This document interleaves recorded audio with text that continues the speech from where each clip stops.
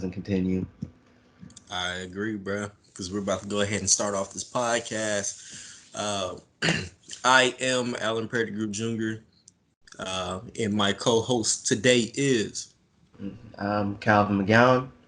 What's up, y'all? uh, All right, and this is the Traveling Hoopers podcast. Today we are going to be covering all things post-draft.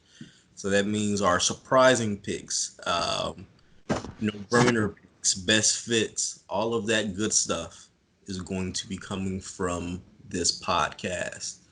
So let's go ahead and get straight into it. Pod, what draft was the 20th or was it the 21st? It was the 20th. It was on a Thursday. Okay, it's Thursday. I didn't really sit down to watch it, but you don't really need to because it's the draft, and you just have to be able to read. Um, so yeah, of course, everybody's number one pick was Zion Williamson. Uh, the top three had been the top three for like the entire year. Ja Morant, RJ Barrett. Um, then things get a little shaky from there. DeAndre Hunter goes to the Hawks, working out a trade with the Pelicans. Darius Garland goes to the Cavaliers. Jarrett Culver to the Suns. Kobe White to the Bulls. Jackson Hayes to the Pelicans, working with that fourth Mm-hmm. round, that fourth overall pick trade. Number 9, Wizards Rui Hachimura. Number 10, the Hawks get Cam Reddish. That's gonna be a tough team, bro. It's gonna be a tough team if all them dudes pan out in about like 2 years. Um, Timberwolves, Suns working with another trade. Uh, get Cameron Johnson. So I guess Jarrett Culver goes to the Timberwolves. Sorry, guys. PJ Washington goes to the Hornets. Tyler Harrow to the Heat. And rounding off the lottery, Romeo Langford at 14 going to the Celtics. All right. So what do you think about the lottery this year? Like, Um, for the most part, there wasn't anything I was. Well, I guess Cameron Johnson was kind of surprising. Outside of that, though, there wasn't anyone who went who I didn't necessarily think would go. Maybe Hero. yeah, Um, but yeah, I agree with you on that part. But I have a few more picks that I think are a little shaky personally, mhm, and that's also Rui Hachimura. Sorry, mhm. yeah, told you I was gonna learn how to figure out how to say his name. I just had to hear it all season. Rui Hachimura, and I think this is just because what I saw at Virginia. I think Mhm. I've been saying this like all year. Mhm. DeAndre Hunter is like super shaky of a prospect to me. Like when you see him next to guys, he's a big dude, but like there's not a lot of skill things that pop off. I Hold on, think wait. Are you he's talking about Hachimura? Or are you talking about Hunter? DeAndre Hunter. Okay, because you started saying something about Hachimura, and then you flipped. All right, all right. Oh, I was just patting myself on the back for learning how to say his name. That's it. Okay. Um, but if we want to go to Roy Hachimura too, neither of those two dudes were like super impressive to me. I do think both of them are going to have pretty good NBA careers, but not top 10 overall draft careers. Like they're, I kind of see them in the line of like Trevor Ariza, Mm-hmm. like a really good starter for their entire career. Always going to be a need for them for that 3 and D, but outside of that, not really, not really a fan of either one of these guys.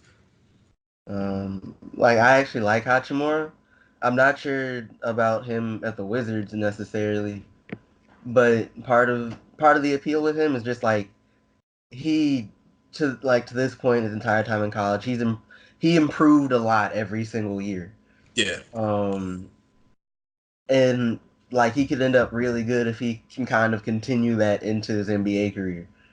Um, Not really sure about how he fits with the Wizards though, but me personally, I would have been. I'm comfortable with him getting picked up where he's at, in terms of just like where he's picked up in the draft and the lottery. All right. So with that being said, you don't think anybody? Do you think anybody after Hachimura is a better pickup? Just like not off like value. Just I think this player is going to end up being better than Hachimura down the stretch. Um, if you told me Cam Reddish or PJ Washington might be inclined to believe you. I feel like Reddish was gonna have a better NBA career than he did um, at Duke, like than his time was at Duke. Um, in as far as bigs goes, I just kind of like Washington. Yeah. All right. Is there like a specific reason why you like Washington? Because I've been shaking on PJ Washington since like his, not his rookie year, but his freshman year. Like there's like he got better this year, but there's nothing that I saw from the games that I watched that scream this guy's a lottery pick and is going to be way better than someone like I can't think of like anybody in the NBA offhand without being disrespectful. I was gonna say like Brandon Bass, but Mhm. like especially the fact that he went to the Hornets. That's just that's a Yeah, sign that this isn't going to be what we think it's going to be. yeah, but it's not his fault that the Hornets are the Hornets. I It's don't not. know. I feel like getting drafted by the Hornets lets you know what they think about you, I and they tend to be wrong. I mean, they did have Kimball Walker. Think Like, of all the other forwards and centers that they drafted. uh, Frank you got a Kaminsky, you got a point. Cody Zeller. You got all right, okay. There's Well, I hope there's he's better than excited. them. I hope he's better than them. I feel like it doesn't take too much for you to be better than Cody Zeller is serviceable. Um, Well, but they also Frank Kaminsky, no. He can have if he makes second team all rookie, he'll have a better career than Frank Kaminsky already has. wow.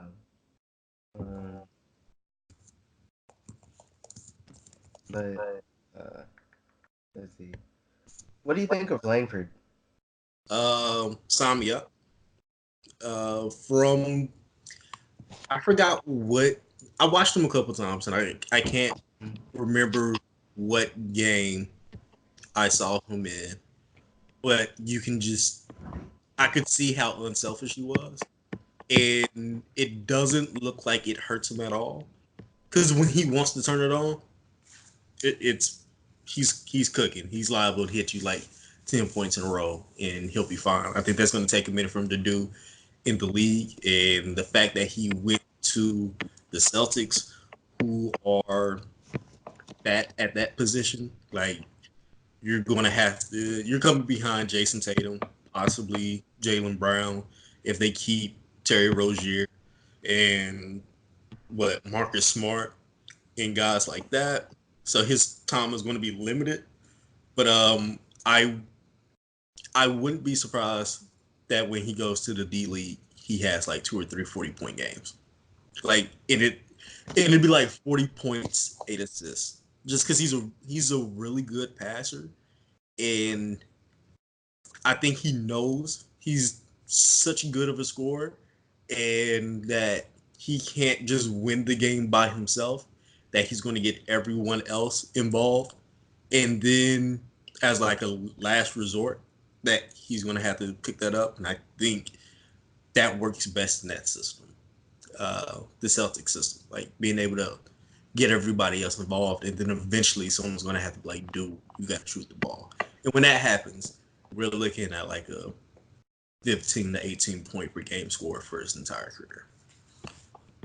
Okay. Uh, what? Oh yeah.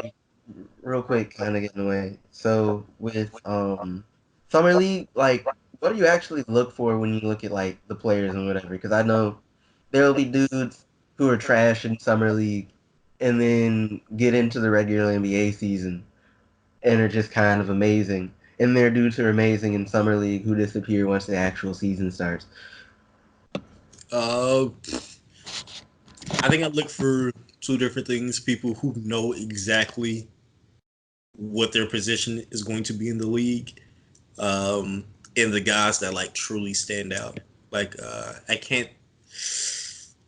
I think I might be wrong with the name, so I'm not going to say it. But a few years ago, there was a guard. I think he came out of Louisville, Hmm. and he absolutely killed everybody in at the Orlando Summer League, but he tore his Achilles, and I think he was supposed to go to the league, and I can't think of Buddy's name, uh, but he killed everybody, and it was like, yeah, that dude's an NBA player. He just happened to get hurt, so it ruined it. But since I can't think of his name or look it up, it doesn't matter what I just said. But I think like cream of the crop type guys, like your Vander Blues, like the sneaky. I'm averaging like 20, 18 points a game, and I'm actually playing on both sides of the ball. Uh, and then there's your guys who just kind of who already know who they are. They're Hmm. locking people down on the perimeter. They're hitting their threes. They're doing the little dirty things. It's like, okay, you might not be a star, but you're definitely going to be somebody that deserves a roster spot. Okay. Yeah. What about you? Um, Here's the thing, I honestly don't know. I haven't really watched Summer League like that, but Mm-hmm. I know it's like I know enough about it to know that like somebody doing awesome in Summer League does not necessarily mean they're going to be amazing when they get to the league proper. Not at all. Um, so it's like I don't. So my thing is, I know like I don't really value Summer League performances like that. Mm-hmm. But even if like you don't, I was just kind of wondering like what exactly you would look for. If you know like okay, someone doing amazing doesn't necessarily mean they'll be good in the league, then clearly there's something else you need to be looking at while you're there. And it's a ton of efficiency with it too. Um, because you if you go out there and you're just a high volume scorer, like we're going to be impressed by your numbers, and then we're going to be like, oh, you had to shoot like 20 times a game to get 15 points. Maybe you're not the right person for us. Like a couple years in the G League, you'll figure out like which like who you really are, or we just found out who you really are, and we're like, okay, we good on that. Hmm. But the Kyle Kuzmas, Josh Hart's, like the like I'm going to put 30 on you, but it's not going to look like I put 30 on you on the stat sheet. You're just going to be like, okay, you can kind of do everything. Um, yeah, and you can always separate the IQ guys from the I just kind of hoop guys. And generally the Hmm. ones that have like the high IQ, those are going to be the one that move on. Because I think personally, from what I saw, everybody has a ton of talent in the summer league. Like, there's no guys that you're just like, oh my god, why is he here? Even the dude like on the end of the bench, like that dude's probably going to go to Europe and kill. Um, so it's just like maturity and IQ. Like, are you making the right pass? Are you making the right shot? Are you getting to the right spot on the floor? And are you meshing well with your teammates? Once you got all that, then you're fine. Like your production can be off as long as you show all those things and got some hustle to you. Okay. Moving back to the draft though, how do you feel about the back half of the first?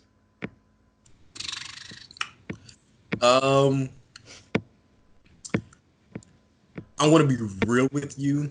Uh, if you're saying like back half starting at like 20, um, Well, for the sake of this, let's just say out everything outside the lottery. everything outside the lottery, Yeah. I I see a lot of role players. I see a lot of dudes that can really stick in this league, and their names aren't going. They're never going to be. Um, excuse me. They're never going to be like marquee names.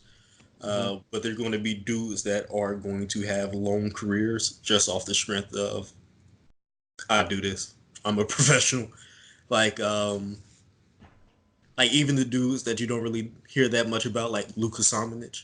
Like Hmm. um, I'm pretty sure everybody knows the story. Only had to play one scrimmage game at um, at the at the draft, and everybody was like, "Yep, yep, nope, that's an NBA player." And it's just like 7 foot, made all the shots. Everybody signs up for that now. Hmm. And then you have dudes with a little bit bigger name, like Nasir Little, who I think is another dude that's going to be. Um, I love Nasir Little, and I think it all comes from what I saw when he played against Zion at the. I think it was McDonald's All American game, Hmm. and everybody else kind of ran from Zion. Like even Barrett, like they were like, "Go ahead, cook, big fella," and then Nasir Little was like, "I want this." And they when they went against each other, that was like the best part, and that was the first time I was like, Zion might be human. Like any other time, that's just like a freak show highlight reel dude, and then Nasir Little has the size to stay with him, the athleticism to stay in front of him, and has enough length. I think he's gonna make his money off defense. His offense is gonna come around eventually. Worst come to worst, we're looking at 6'6" Alfred Camino, and that's just kind of how I feel about that. Um, I don't really like doing predictions, but I really like Nasir Little. And then you got other dudes like Kevin Porter Jr., who at one point were talked about being lottery locks, and then some behavior things happened, and then he had to sit out a few games, and his production wasn't the same. Because I personally, it looks like they just took his confidence from him, and Hmm. I think that'd be another dude that's like sneaky good. Like, like, do you remember when the sixth man? I can't think of his name right now. He plays for the Clippers. Uh, I can't help you with the Clippers roster right now. I'm sorry. Wait, no. Shea Alexander started, didn't he? Yeah, Okay, uh, yeah. Lou Williams. Oh, mm-hmm. I could see him coming in and being like a Lou Williams type of dude. Like he struggles with efficiency at first, and then once everything clicks, you want him on your team because he's going to be a bucket. Might be a defensive liability, but you're like, I don't really care because that's instant offense. Um, I don't know. It's a lot of mixed emotion with this draft Mm-hmm. because I think even going into the second round, you're looking at some dudes who are going to stick around the league for like 7, 8 years, but you kind of forget about them. They might be like second or third string guys. Um, like there's some Fred Van Vliet's in this draft, but outside of that, I don't think there's anyone that's going to be like shift changing. Like I don't even think Zion is going to be super crazy. Like I think there might be some dudes that pass up Zion, but not from this draft, of course. I mean, like in incoming drafts or like Giannis is so dominant for like the next 10 years that Zion is Zion is always like number four, number five, and realistically, you don't remember the fourth or fifth best player in the NBA. At least not like 10 years from now. Like when Kobe was like the top dog, I don't really remember who was like 4 and 5 I outside. Like mean, maybe Kevin Durant. yeah, fair enough, I guess. But in fairness, though, like they'll get remembered if they're like I'll because like you remember like people remember a lot of dudes from the Jordan era, not necessarily Kobe's folks, but so if it ends up being like that, Yeah, then yeah. Oh, how did you feel about the Thunder getting what I Basley? didn't. I didn't at all. I was actually I was a little sick about it because I like Darius Basley as a player, just because of all that size and a whole lot of talent. Um, but there's two things that bothers me with um, Basley. Mm-hmm. Uh, Unless he had some amazing private workouts with him with the Thunder, I'm not quite sure why they drafted him. Um, he was supposed to go to Syracuse, which sadly, I hate to blame this on like the school thing. Um,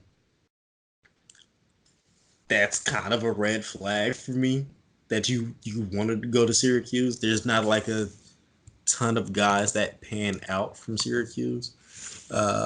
Let me see, because I think I said this a little bit earlier before we got on the podcast. I see Darius Basley as Jeremy Grant with a little bit more skill. Mm-hmm. Um, I think he's going to have probably at this same age. Jeremy Grant is probably not as skilled as Darius Basley, but he does not have the same amount of athleticism that really like catches your eye. Like, there's at least one play a game where you're like, Jeremy Grant could really be amazing. Like, Mm-hmm. there's always going to be some type of lob pass that doesn't make sense that he goes to get, or some block. But I don't know if you're going to get the same thing with Darius Basley. I think there's just going to be, hopefully, if his IQ is there, then we're talking about a starter. If his IQ isn't there, yeah, you basically said no to Ty Jerome, who I wouldn't have been mad at them getting because they need another playmaker. You said no to the possible upside of Nasir Little. Uh, I keep hearing things about Mafundo, Kevin Jelly. I don't see it. But you also passed up on Kevin Porter, who I thought would have been gone by now. uh, and Keldon Johnson, who's a 3 and D guy, which they need. Um, so I'm really excited to see. Not even excited. I need to see him in summer league for me to be like, okay, you didn't waste that draft pick. Um, so let me put this back on you. So I'm tired of hearing my own voice. All right. The Grizzlies, Mm-hmm. they made a trade. Mm-hmm. Got Mike Conley up out of there. They Yep. brought Ja Morant in. And let me see if they got some more guys for you. We got Morant and Brandon Clark out of this draft. Oh, how do you feel about that? So I kind of don't like nothing against Brandon Clark or anything. I know there are a lot of folks that are kind of high on him, and there's an argument to be made. He's one of them folks that seem like they probably should have gone higher. Um, but like I don't have a super strong opinion of him one way. Like I don't dislike him. I don't love him. Like personally, just because of how low it was relative to what you could possibly end up with. I Yeah, was I was thinking before the draft, like, and this is before like they traded up to get Clark because they had the 23 pick, the 23rd pick. I'm like, just if he's there at that point, use it on Bowl. And I don't like Bowl's game, but the talent is there, and if he pans out, it could be kind of amazing. Um, but they got Clark. I guess it's a good decision. It's certainly not a bad one or anything. The team's probably about to be fun to watch, yeah. even if it doesn't necessarily translate into wins. Um, that said, though, I was surprised that Bowl slipped as far as he did. Look, when I heard he went that low in the second round, I was confused. Um, I thought he I didn't think he would be a lottery pick because so many people seemed to not really like his injury history. But I thought that he proved enough, and I think I compared a little bit to Darius Garland. Uh, Mm-hmm. I don't know if I wrote this or I was just talking to somebody. Darius Garland played just about just as many games as Bobo did. Mm-hmm. Um, I didn't hear about what Garland did uh, really prior to those games, but I've always heard about Bobo, and I think it is a little bit because he's an anomaly. But he had some pretty nice games and showed some promise. 52% from like the 3 point line before he got injured. So I would think their stocks wouldn't change just about as much. But I guess there is a difference between a guard having a lower leg injury versus a 7'2" guy having a broken foot. But I Like, definitely don't think it's enough to garner this 44 overall pick, which people I can definitely say will be kicking themselves if he works out. Because a starting five of Jokic, a healthy Bowl who's close to his full potential, um, Michael Porter Jr. healthy and ready to go, mm-hmm. Gary Harris and Jamal Murray in like 2 years, if they're all like clicking on full cylinders, that's going to be a very scary combination that I hope the Denver Nuggets have enough money to keep in line because that that's dynasty potential if you ask me. Like I don't know who else is really competing with that. Like everybody can score, everybody can play a little bit of defense, everybody can play make. So they're going to be fine with like almost whoever. And they still have guys like Monte Morris coming off the bench. Pretty sure Will Barton probably won't be there by then. Neither will Paul Millsap.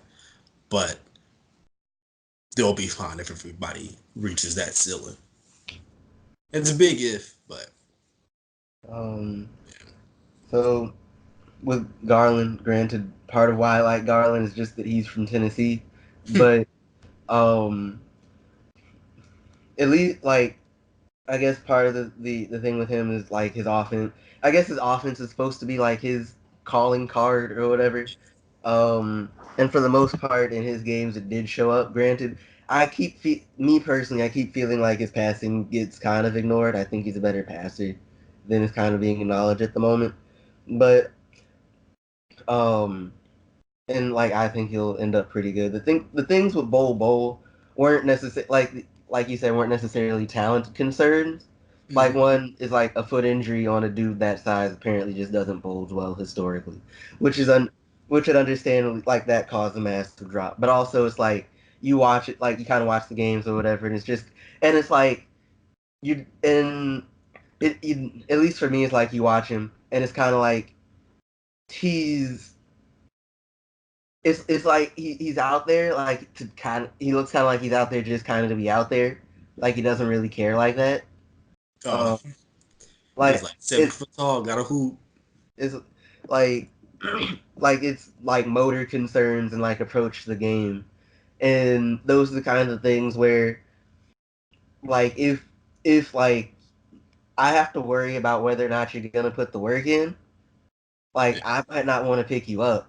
Not granted, not just him specifically, but like if I don't feel like you're gonna try and get better, I might not want to I might not pick you up. Um, but also it didn't help that he came in and he apparently currently weighs 208 pounds. Like the man's a literal stick figure at this point. Um, and it's like granted there are things you can do to address that. You can especially with him, you can just have him in the weight room for an entire year or whatever, and that will help some. Um, but I feel like it's just a combination of in. injury concerns, and just like we just don't know if you care like that. Yeah. I think there's two things I want to say on that. The not really caring so Hmm. much. You're 7'2". You have guard skills. I imagine there's never been someone that you came up that has come up to you and been able to really check you. Because if they try, if someone like Nasir Little tries, you just go over the top. If someone like let me see a big center that came out of here. Uh, let's say Nicholas Claxton. If they try to post you up, you just go by, right past him with a crossover. So I feel like his lack of caring is like no one's challenged me. Why do I have to try that much harder than anybody else? Because even when he was in college, I think I think probably there was a couple of big schools they played like early in the season, but they played against Iowa, and Iowa's big man like cooked him on like two possessions, Hmm. and then he was like, "You do know it does not matter because your 2 points that you're going to score on me are going to get eaten up by this 3 pointer I'm about to hit from like half court. So suck it."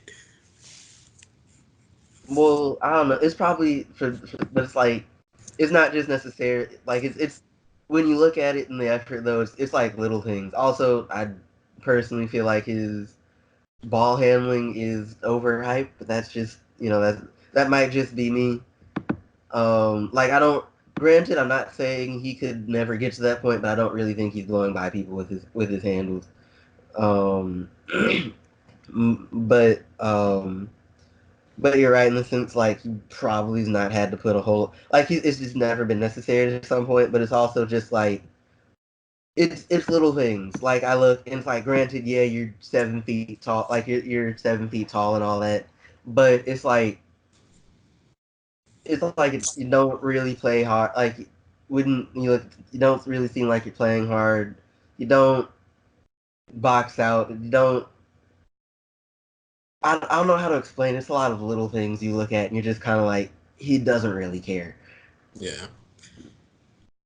Uh, Also, I think it's just I think his game is like so smooth that it just looks like he doesn't care. Like you there's a few people that just don't like show a lot of emotion, mm-hmm.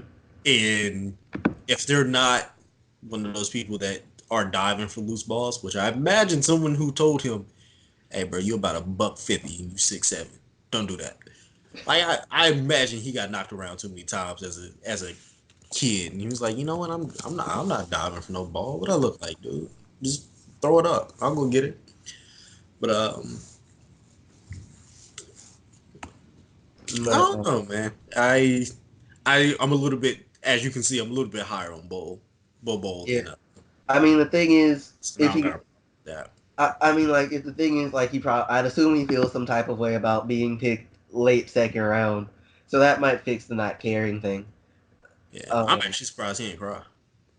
like I'd have cried, especially like my entire life. People would be like, "Hey, this is gonna be like a top 10.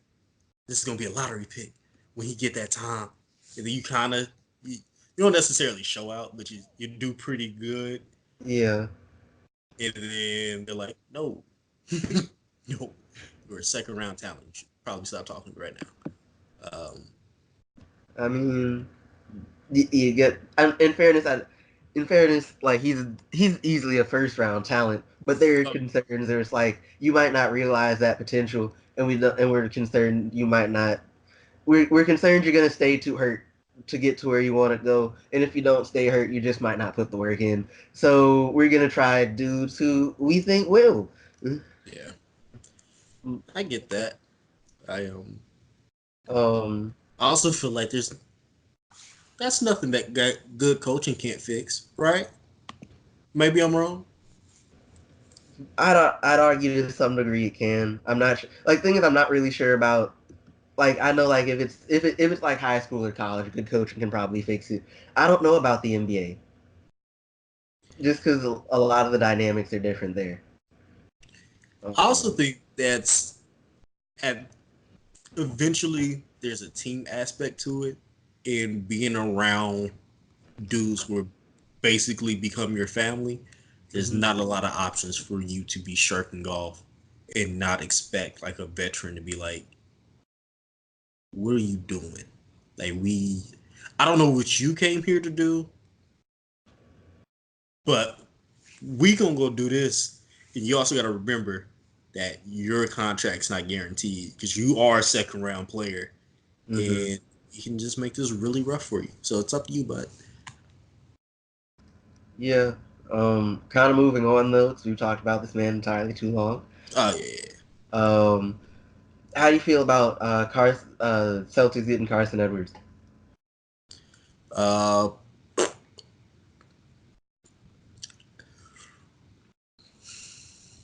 I'm super on the fence about it because I really like Carson Edwards. Uh, but we're going back to just being too many cooks in the kitchen. Like that's a dude that kind of has to have the ball in his hands to show out. Like Carson Edwards is probably going to be, if he plays in the summer league, is going to be one of those dudes Hmm. that mess around and average like 15, 20 points on somewhat decent efficiency. Um, just because that's like his DNA. Like he was killing the what is it? Big Ten, I think it is. He was Purdue. Purdue. Wait, is it? Let me see. Excuse me. I Oh, should probably learn these conferences, bro. I should know. I feel like I should know this off the top of my head. Yeah, it is Big Ten. Yeah, like he was cooking the Big Ten all year. Like, and I think he has been for like the last 2 years. Like he's led them in scoring each time. Top five in assists. Very efficient shooter. So I they're going to go ahead and put him in like their back pocket and let him do some work in the G League. But I honestly think once they let him off, we're looking at like another really good backup score first guard. Um, Probably not really good, but like he's like mid tier. Like you want him on your team versus not wanting him on your team. Right. Um, so I like the pick. I don't like the fit. Okay. Yeah. Um, Wait, hold up. So who else on under contract with Boston for point? Because I know Kyrie isn't, and I don't think he's coming back. Yeah. I could be wrong, and personally, I think they're better off for that.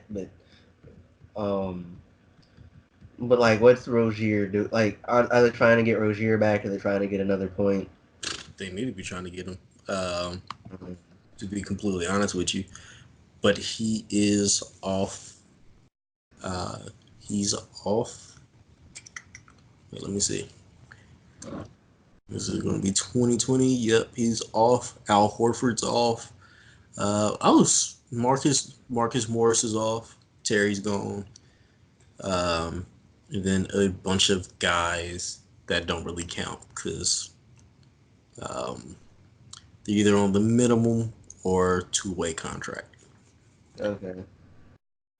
Yeah. Um, how do you feel about them also getting Tremont Waters later on in the second? Also, Stop it. Like there's some other positions that I imagine as one of the better talents at that late in the draft. But you, I might have to look this up. But who all did they pick? Isn't it just like all guards?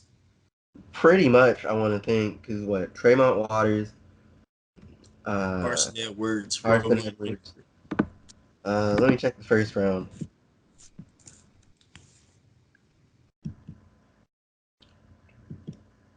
Yeah, Romeo Langford. Matisse Thybulle. Well, they traded him to the Oh yeah, well, 76ers. the 76ers got Thibault. Even Grant Williams, who you should know by the way, Oh Tennessee man. yeah, I think they're gonna like him. Like he's he's just a good player. Now it might take him a second to figure things out, but Oh, yeah. he's gonna stay. He's probably gonna get to show off his passing a little bit more, but especially like he's a dude you want, especially if you're trying to if your goal is to also kind of try and establish a culture. Yeah. He'd be a good dude to have.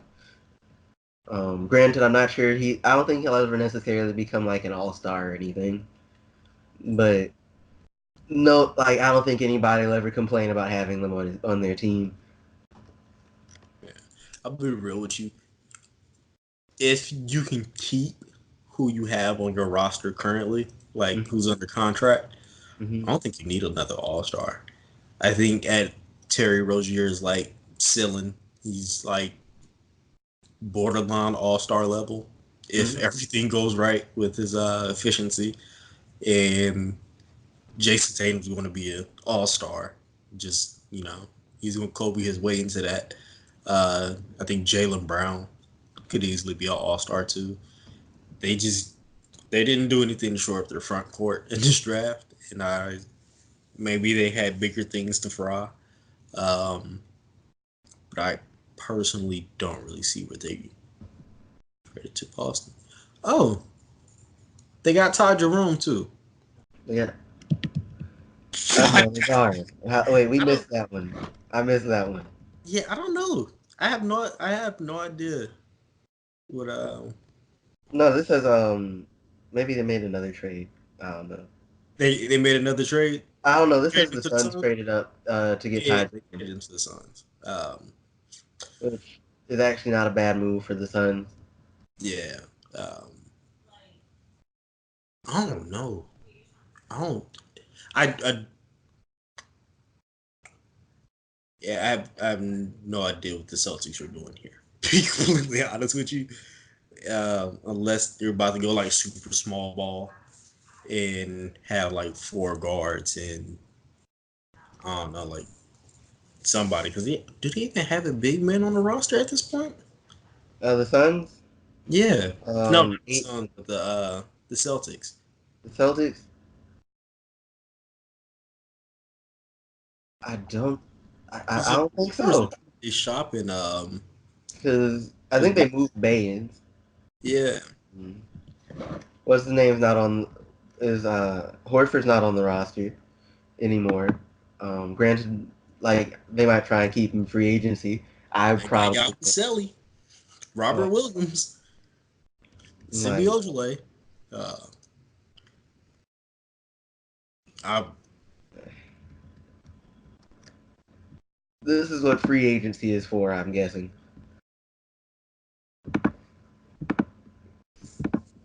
I guess. I don't know. I guess they got the big bank somewhere. I don't know where that's floating out. I don't know who they're trying to get. To be completely honest with you, um, I don't know. I think the Celtics did a good job of collecting talent. I think this Mhm. is like another Danny Ainge thing, where he can always kind of have his hand on the gun. Like we know you're not gonna shoot, but we know you got it on you. So um, Celtics going Celtic. Let's see. Uh, what Pelicans? Okay, what the Pelicans? What traded out of the second round, I guess. But they did get. They of course got Williamson, who he'll be fine. He'll be fine. That boy got fat boy jeans on in this picture, yo. Suit is atrocious. You can't be that big and wear all white or cream. I mean, but it's like okay, But it looks like an inside out double stuffed Oreo right now. Like this is not the this is not this is not the move, big fella. it's like yeah, he's a big boy, but he's an amazing athlete with Incredible. with incredible body control. Who like he's not a shooter right now, but you get him close to the rim. There's not a whole lot you're gonna do to keep him to keep him away from the hoop. Yeah. Um, Now I have no idea how like they get much in the way of wins at this point, but I mean, I'm not sure they're try. I'm not sure if you'd really want to try too much at this point. If I'm him, but we'll see. I Um, think the Pelicans just made themselves. Well, they always kind of been a good league pass team, but probably like the premier league pass team with who they have on that roster. okay. Like Uh, that's gonna be fun. Lonzo and Williamson on a break. oh yeah, that'd be nice. I think Break about it. is down, bro. Um, all right, who is he? Who are you surprised didn't get picked up? Who am I surprised didn't get picked up? Because this draft seems so balanced. There's no one I can really think of offhand that who didn't get drafted that I'm like surprised it didn't happen because there's only six roster spots and there's probably like 40 to 50 guys who are just like yeah, they're about all on the same level. Like if I had the last pick in the draft, it would have been hard for me to be like, I don't know, we have to do fit at this point rather than talent because they're all about the same. There's probably going to be nothing but lunch pail guys. Um, let me see. Let me see All some right, names. so here, because I just kind of have it in front of me. Mm-hmm. So just kind of a list of dudes who didn't get picked up. Um, I'm a butcher this name. Lewis Dortz. Logan Swartz, yeah. Yeah. Um, Jalen LeCue, who apparently didn't play college ball. I guess he was at prep school or something.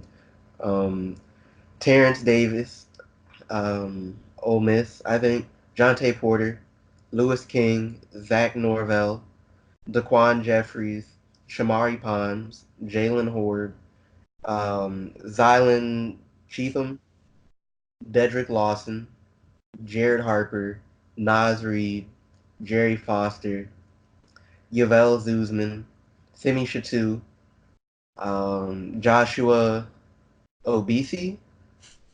OBS. I messed up that last name. I know. Obesity, bro. It's all the same. Justin Robinson, Max Struss, Brian Bowen, Charles Matthews, Kenny Wooten, Taco Fall, Jordan Caroline, Charlie Brown, All Tyus Battle, Kai Bowman. right, I'm not gonna make you keep going. But you get the idea. There are a Yeah, lot of dudes. without a doubt, it's Nas Reed. What he showed me in March Madness, it literally whatever him not getting picked up to me, it has to be there are like behavior or there are character issues or they see him as like he doesn't have a high work ethic. Like I personally don't care. Like I saw him do just about every crazy thing you can do at 6'10". I'm talking about grabbing rebounds, crossing people up, and then pulling up for three, all in the same possession. Uh, Incredible passer, dunking on people. I Whoever gets him on that two-way contract, they will have to go ahead and give him that bread before that two-way contract is up. Before they get out of like that first year, they're going to give him that bread. I, when I was watching him, the first thing that came into my mind, 6'10" Draymond. Yeah. 6'10", 250, 250-pound Draymond with like a little less fire and the best hair in the game. And that's over Kobe White. Sorry, Kobe. But like there's like too much talent there, Mm-hmm. and I think putting him. I always think it's a culture thing. If dudes aren't like I'm going to work out 10 hours a day. I always think that's a culture thing because it only takes one or two guys on the team to always kind of be like, let's go, let's go, let's go, and then eventually that's just how you function because you're in a habit and you're like, oh, buddy got traded like 2 weeks ago and I'm still in the gym every single day. Buddy got traded 3 years ago. I'm on a completely different team 3 years later and I'm in the gym every single day. Uh, So it will personally hurt my heart if Naz Reid does not get into the league and is like playing overseas because I really like watching that dude play.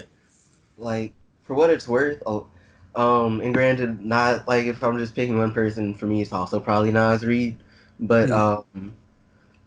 like a lot of the dudes that we've kind of talked about, who just kind of mentioned, who didn't get picked up, like who didn't get picked up in the draft, are already being looked at like as undrafted, like free agents and all that.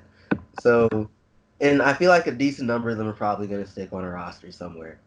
Oh yeah, I feel like they were getting phone calls like the minute they announced the 60 pick, people are like, "Hey, I know you didn't get drafted, but what you doing later?"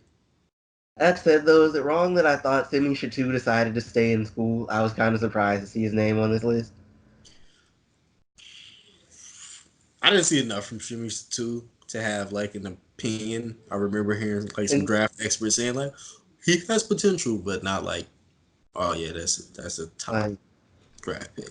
in fairness, I didn't pay like when the handful of Vandy games I caught, I didn't pay that much attention to him. I was looking at Garland.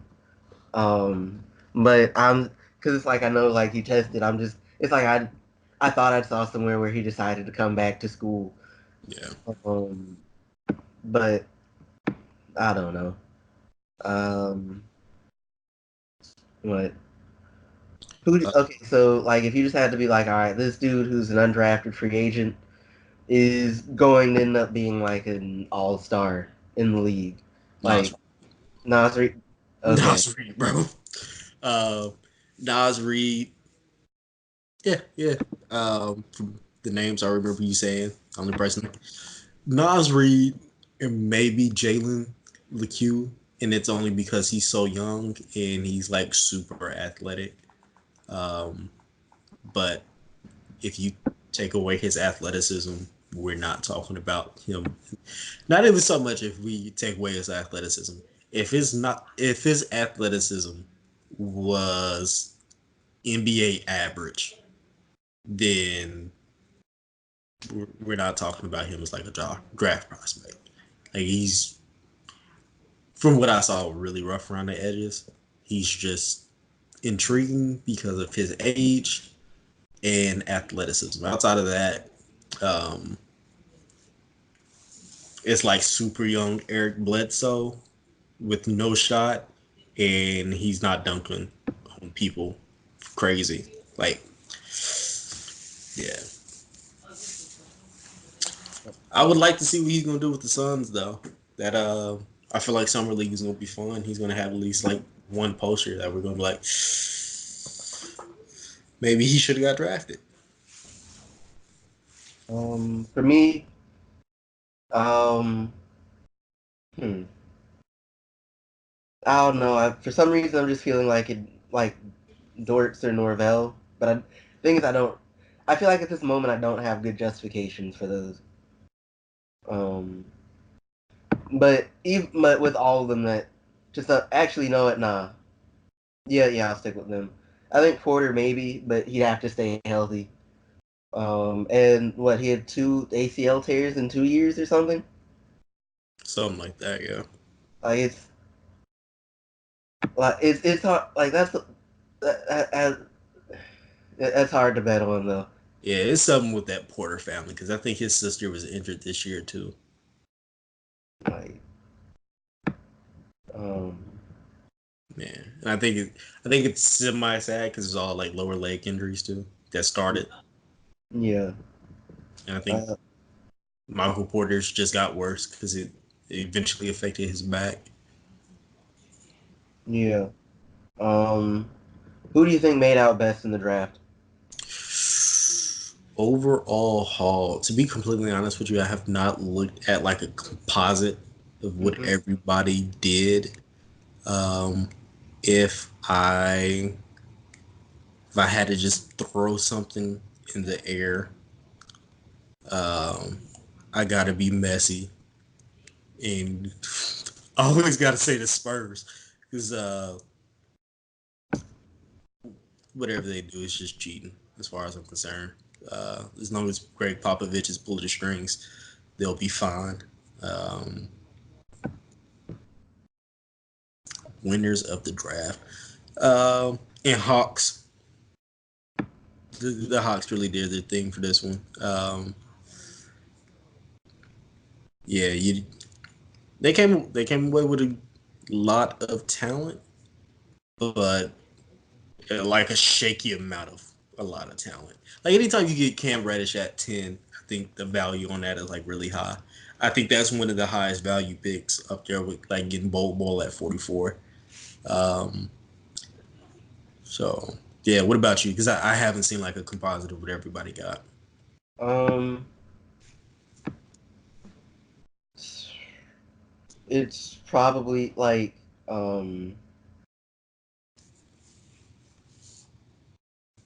the. Hmm. I mean, obviously, I'm biased in like what Memphis had, but like you said, the Hawks. Um, I mean, it's hard to like you can't really say like that or New Orleans didn't come out pretty good. They got Zion Williamson. If nothing else, if they did nothing else, they did that. That's man. Um, but um, like I kind of like the Celtics picks, but it's like at some point you're gonna have to decrowd them roster spots. So like everybody they picked up isn't gonna be isn't gonna be on the game day roster. I uh, think. Um, and I have no idea how that shakes out. But I have to assume if they didn't get a forward, they have confidence in their ability to get some dudes in free agency, or keep some dudes. Um, the Spurs are gonna be fine. They just are at this point as far as that. Um, and outside of that, I'm not really sure. yeah. Like some of it's just wait and see at this point. Being honest. I honestly think this whole draft is a wait and see. Um, Even like the surefire guy Zion. Because even I hate to say it like this, base four Zion is going to be extremely fun regardless of what happens.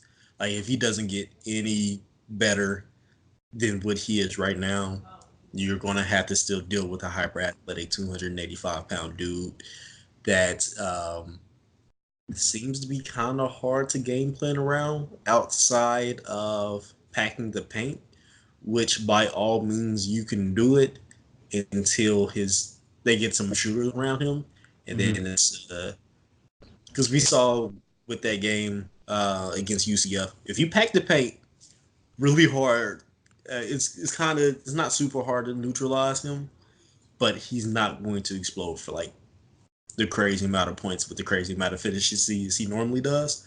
Mm-hmm. But I also think he has enough IQ and ability to pass that if you put like four dead eye shooters around him, or at least like league average, like 35% guys, you're going to be in trouble.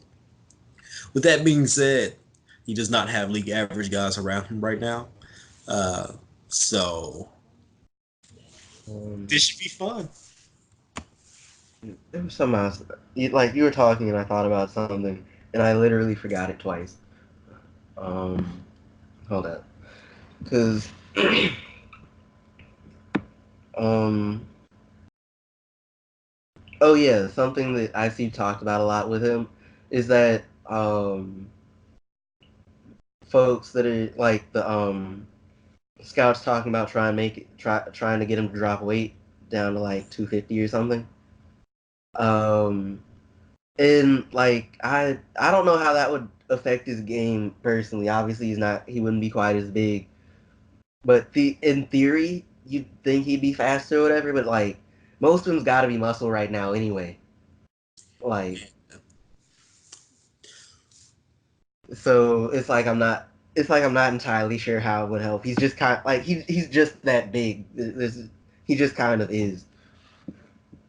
But To be um, completely honest with you, I feel like getting Zion to drop to 250 would be like the difference between tank LeBron versus normal LeBron. Is like that extra when he was sitting around like at 280 when he was with the Miami Heat. It Mm-hmm. was really like I don't know what to do with him anymore. Like we used to be able to try to like get him to go to the post, but now he does that. He's with his shoulder, he's smashing my face in. So I haven't figured out what to do with him. So somebody else do this. And then he goes back to 250. You're like, oh, I mean, he moves better, but something about 280-pound LeBron coming at you with the speed of a deer. It's like, I'm not taking that charge, bro. I'm Yeah. sorry. 285 pounds on you like, I would take a charge, but if he kicks me in the face, we have to fight. And I know I'm going to lose. So it's cheap shots all day. Um, let's see. Um, who do you think is going to have the hardest time adjusting to the league? Hardest time adjusting to the league. Uh, Great question. I say of the first round guys,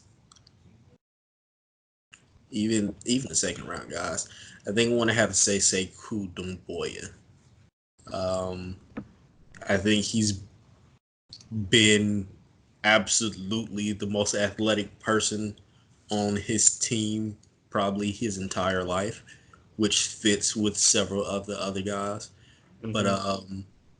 even with him being in a Euro League, it really seems like his game is just predicated on being the biggest and the fastest and the most athletic. So I think there's going to be a skill and even a speed to the game that is going to be hard for him just because this will be the first time outside of probably like international FIBA play that he's going to be around guys who are either just as athletic and then on off nights more athletic than he is. So I think that's going to be like, oh, okay. I've never seen a 6'9" dude jump like I can. This is going to be fun. Mm-hmm. Yeah. Um, is it like I and granted this is again with like this is with the caveat like I don't really talk about most international players just because I Yeah. haven't seen you play. Um, but I think I might actually say Nazir Little. Hmm. And like I don't say that to say like I don't think he's gonna be a good player. Just is gonna be kind of an adjustment for him. Yeah. Um, because something I ran across, just kind of getting a feel for everything with the draft and whatnot was like, I guess uh, one of the folks who works with North Carolina and all that was basically just part of the reason he didn't get time like that was just he didn't get what they needed him to get as fast as they needed him to get it. Yeah. Um, and it's like if that was an issue kind of in college, it's going to be an issue at least at the beginning of his career. Oh yeah. Um, and the dudes in pro are obviously a lot better than dudes in the league, so I feel like he'll probably have the biggest adjustment, but he'll probably be fine once he gets there. Yeah. I agree with you. Um, hopefully he realized like the biggest issue was you probably just need to watch a lot of film.